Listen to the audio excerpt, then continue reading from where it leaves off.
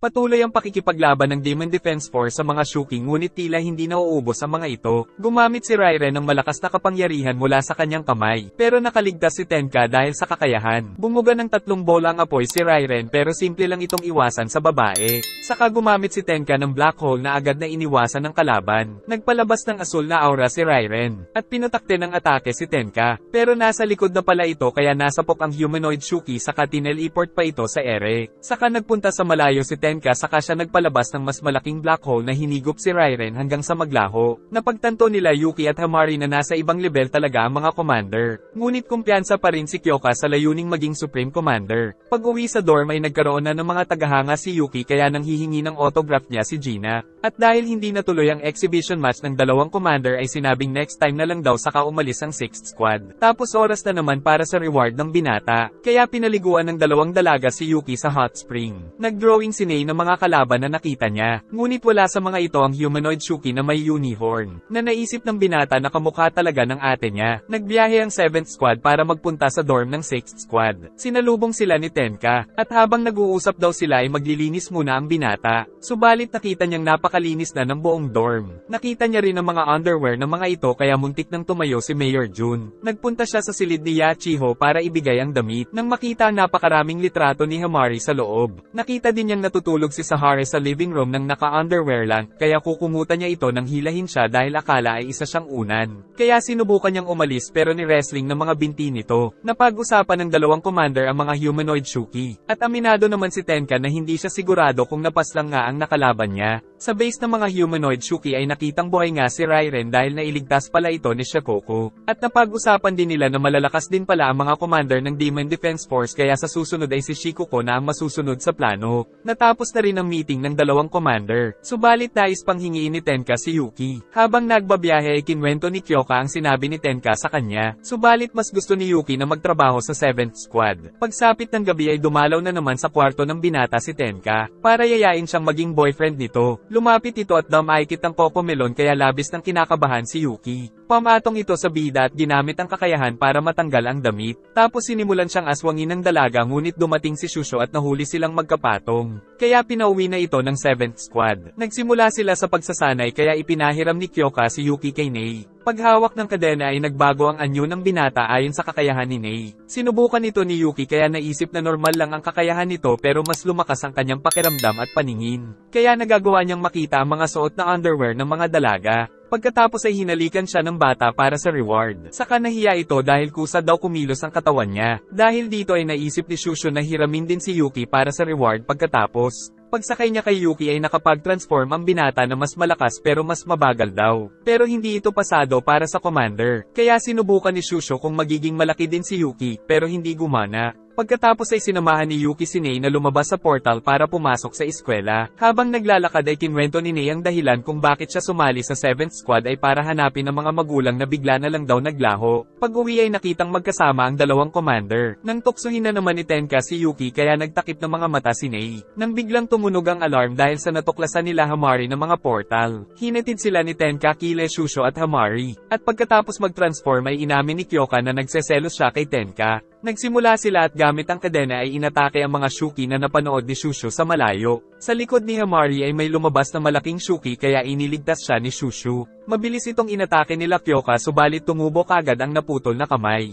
Ngunit muli silang sumugod at ginamit ang bagong teknik na siyang tumapos sa malaking halimaw. Sumugod pa sila sa napakaraming mga Shuki na walang awang pinagpapatay. Gamit ang kadena ay mas nagiging epektibo ang tag team ng dalawa. At para naman sa reward ay binuhat ng binata si Kyoka sa kanagkis. Naramdaman ni Nei na merong nasa panganib kaya agad na umalis ang 7th squad para iligtas ito. Pagdating nila ay agad na pinagbabaril ang mga Shuki. Hanggang sa maubos at mailigtas ang babae pero sinikmuraan nito si Hamari. Dahil isa pala itong humanoid Shuki na nagpanggap na nasa panganib. Pinagbabaril ni Hamari ang alaga nito ngunit napakatigas. Kaya gumawa siya ng malaking baril na siyang ginamit sa halimaw. Sumugod si Coco para suntukin si Hamari ngunit nakaligtas ito. May sumugod kay Shusho na isang kakaibang Shuki. Na kahit napisat niya ay nagawa pa ring makalaban. At mula dito ay lumabas ang isa pang humanoid Shuki na inatake ang kanyang kamay. Samantala Samantala kay Kyoka naman ay may humarang na isa pang humanoid Shuki. Pinahaba nito ang buhok upang hulihin ang mga bida. Tapos inutusan si Yuki na huminto, saka hinuli ng kanyang buhok. Habang si Kyoka ay kinakalaban ng mga Shuki ngunit pagkatapos ay nawala na rin si Yuki dahil siya lang pala ang pakay ng mga ito.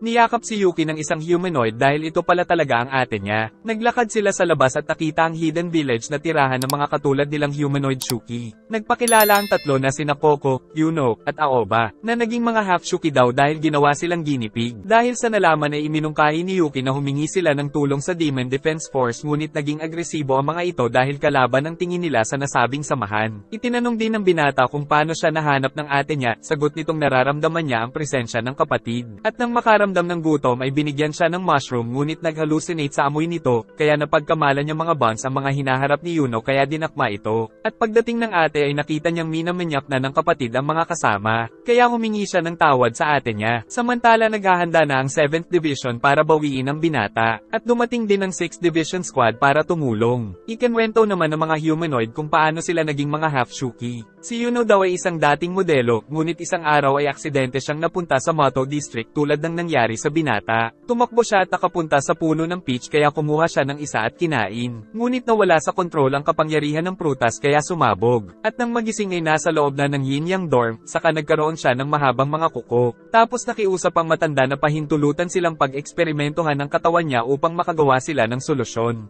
At dito na nagsimula ang pagiging guinea pig niya hanggang sa maging half-Shuki. Pero nagkaroon daw siya ng kakayahan na tumago sa mga bagay. Giit ng binata na kailangan itong malaman ng kinauukulan. Subalit siguradong pipigilan daw sila ng yin yang dorm. Kaya balak nila itong wasakin para na rin mailigtas ang mga half-Shuki na nandoon. Dumating ang mga alaga nilang sina Kume Doji at Akura, at ang unicorn na may pangalan palang Kidomaru. Tutol ang binata sa plano nila dahil sa mga madadamay. Subalit buo ang loob ni Aoba sa kanilang gagawin. Tapos maghahanap sila ng paraan para maibalik ang dating katawan. Naramdaman ni Aoba na may paparating. Dahil ang Squad 7 at 6 pala ito para bawiin si Yuki. Nalaman ni Kyoka na nasa loob sila ng kuweba, nang may lumabas na mga Shuki ngunit kaagad na inubos ni Yachiho ang mga ito, at sa kuweba ay may lumabas na isang nilalang na nakita nilang si Koko na sakay ni Kuma na kaagad na sumuntok pero napigilan ni Sahara, saka sila itinapon sa malayo, tapos umalis na ang mga kasama dahil sila Shusho at Sahara ang haharap kay Koko. Pumasok sila Kyoka sa loob ng kuweba, at mula sa itaas ay dumating si Akura, kaya nagpaiwan ng magkapatid para kalabanin ito kaya umalis na ang mga commander nila, samantala nasa likod pala si Yuno.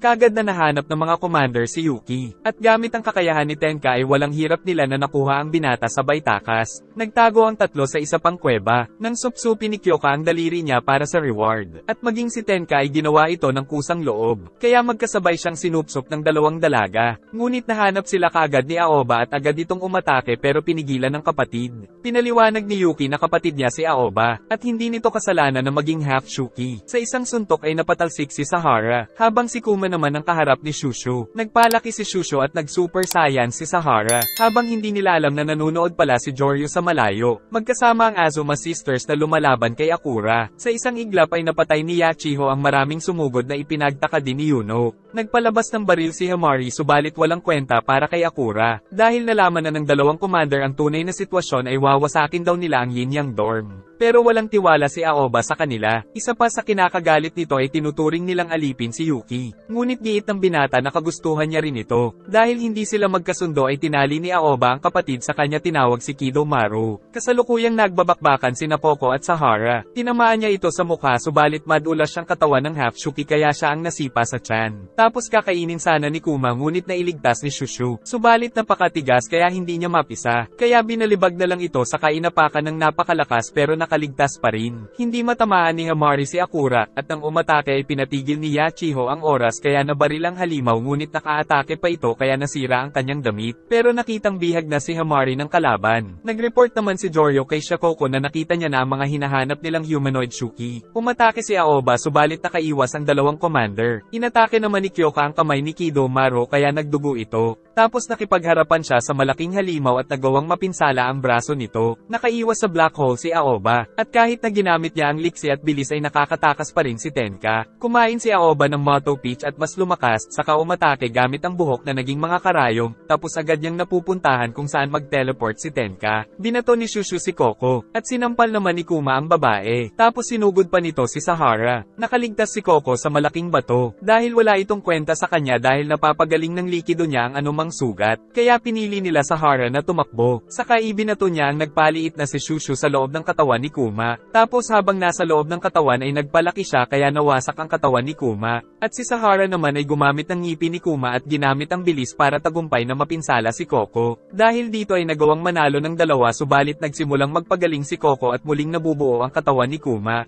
Nang makita ni Yachiho na nabihag ang kapatid ay agad na pinabalik ang oras upang mapigilan itong mangyari. Napansin ito ni Yuno kaya hindi niya tinuloy ang plano. Pinahinto niya ang oras nang makita ang mga palaso na nakatutok kay Hamari kaya nagawa niya itong mailigtas. Napansin ni Yachiho na ang kapatid niya ang target kaya muling ginamit ang kapangyarihan para protektahan ito. Sumugod si Yuno ngunit siya naman ang pinrotektahan ni Hamari. Dahil napansin ng dalaga na kanina pa siya nililigtas ng ate niya, muling nakapagtago si Yuno kaya naisipan ni Hamari na gawing baril ang buong ulo niya. Sa kanya inatake ang buong kuweba para tamaan si Yuno kung nasaan man ito. Nang makita nila ang lokasyon ni Yuno ay pinabalik ni Yachiho ang oras, sa kanila inatake ang kinaroroonan ng mga kalaban kaya nanalo sa laban ang magkapatid. Samantala si Tenka ay patuloy pa rin sa pag-iwas sa mga pag-atake ni Aoba. Ngunit tinamaan ni Aoba ang alaga niya dahil knock-off ni Tenka. Saka hiniwa siya ni Kyoka, ngunit kumilos ang napakabilis si Aoba subalit na-predict ni Tenka kung saan siya pupunta kaya tumama sa black hole. Ngunit nagdalawang isip siyang patayin ng ate ni Yuki kaya pinakawalan kaya siya ang tinamaan ng atake nito. At nadamay din sa pagsabog sila Kidomaru at Kyoka. Bumagsak si Tenka dahil sa ataking natanggap. Nagtaka naman si Aoba kung bakit hindi siya nito tinapos. Kaya sinabi ng dalaga na malulungkot daw kasi si Yuki. Dahil dito ay nagustuhan na ni Aoba si Tenka. Kaya pinatigil niya na si Kidomaru. Nang dumating naman ang mga kasama na natalo ng mga miyembro ng dalawang commander. Tapos biglang yumanig dahil sa mga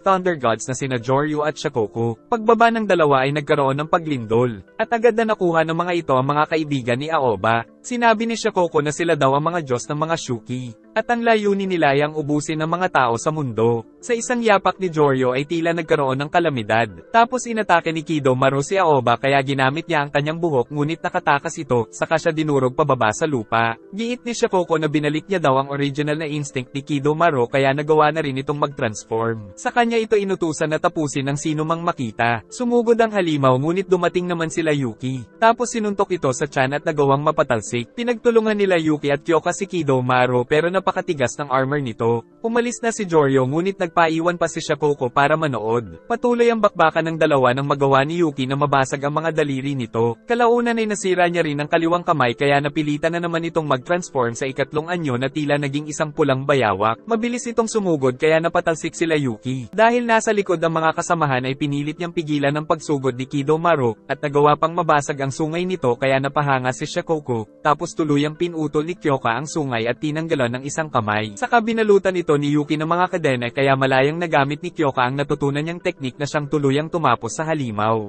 Pagkatapos ng laban ay umalis na si Shikoku. At pinagdiwang naman ni Kyoka ang pagpaslang sa halimaw na sumira sa bayan niyang kinalakihan. Gamit ang powers ni Tenka ay inuwi niya ang mga kasama pero agad din itong bumalik. Gustong iligtas ni Aoba ang mga kaibigan niya. At nais naman ng dalawang commander na tulungan siya sa gagawin. Pero tumanggi si Aoba dahil hindi daw mapagkakatiwalaan ang buong organisasyon. Dahil ayaw niyang malaman ng mga higher-ups ang lokasyon ng iba pang mga half-shuki. Naisip ni Kyoka na baka may kinalaman nga ang Supreme Commander kaya nagpasya na lang silang mag-imbestiga ni Tenka. Pag-uwi ay ibinigay ni Kyoka ang reward niya sa binata, subalit ni wrestling niya lang ito sa kama, tapos hinedlock pa para daw madisiplina. Pagkatapos ay magkatabi silang natulog. Samantala sila Coco at Yuno ay gagawin palang pagkain ng halimaw na inaalagaan ng mga ito. Pagkatapos ng mga napagdaanan ay nagkaroon ng salo-salo ang 6th at 7th squad. Tinitignan ni Yuki ang memento na binigay ng ate niya kaya naalala ang mga nangyari bago sila umuwi. Kung saan nagpasya si Kyoka na maging Supreme Commander upang maisaayos ang mga batas at maprotektahan ng mga kaibigan ni Aoba. At bago sila umalis ay niyakap siya ng ate at ibinigay ang memento para sa kanya. At bago sila maghiwalay ay nangako si Yuki na tutulungan ng ate niya. Dahil dito ay mas tumibay pa ang dahilan niya para maging bayani. Nang magising ay nakapatong pala sa kanya si Tenka. Ngunit dumating si Kyoka kaya nakita na naman silang magkapatong. Kaya napilitang umalis si Tenka. Ngunit dahil dito ay mapaparusahan na naman ang binata. Pagkatapos ay sama-sama silang nagpatrol sa kakinalaban ng napakaraming mga shuki na walang tigil na naglalabasan sa Mato District. Nag-enjoy ka ba?